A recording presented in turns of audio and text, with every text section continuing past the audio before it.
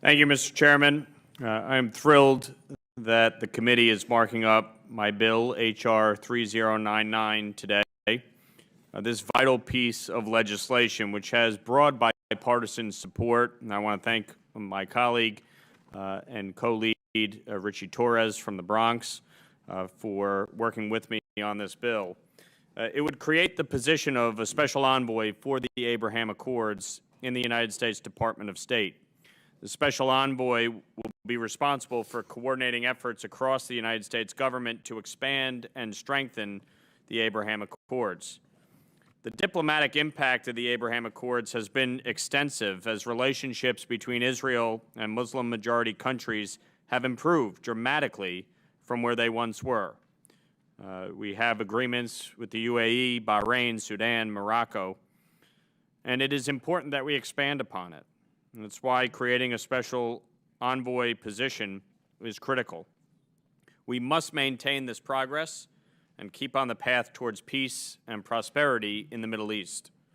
Establishing a special envoy wholly devoted to this purpose will also demonstrate a clear U.S. commitment to cultivating the growth of the Abraham Accords.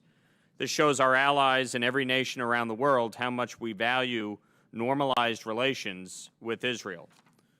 In addition to creating this position, H.R. 3099 requires a report to Congress describing all U.S. efforts to expand the Abraham Accords, including specific diplomatic engagements and the status of efforts with respect to specific countries. This report will keep both the special envoy and the U.S. government in check and ensure the Biden administration, as well as future administrations, prioritize strengthening the Abraham Accords. Passing H.R. 3099 is more than just an administrative action. It is a reaffirmation of our commitment to supporting peaceful and productive bilateral relationships in the Middle East and hopefully far beyond the region. I urge all of my colleagues on the House Foreign Affairs Committee to join me in supporting this critical legislation.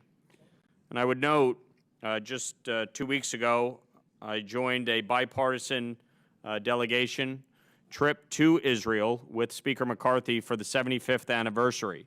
The Speaker delivered remarks at the Knesset, only the second Speaker in the history of the United States to do so.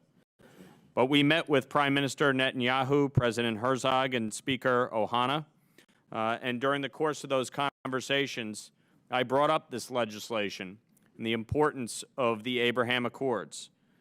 And in all of our conversations, they reaffirmed strong support for the Abraham Accords and the important role the United States of America has played and will continue to play in strengthening and expanding the Abraham Accords, and the need to continue to lead and bring countries like Saudi Arabia to the table. And so I believe this legislation is critical to advance not only our interests around the world, but to continue to advance and strengthen our relationship with the State of Israel. And so, again, Mr.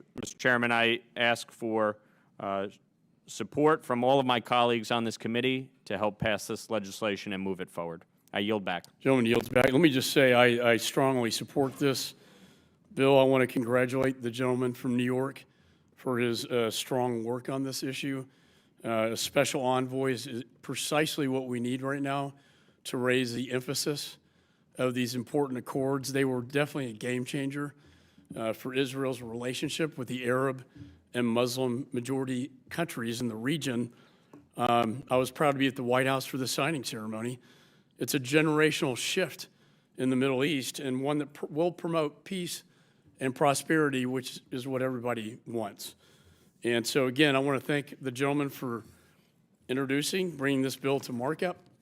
And it's going to have a profound impact on hopefully future peace and prosperity in the Middle East.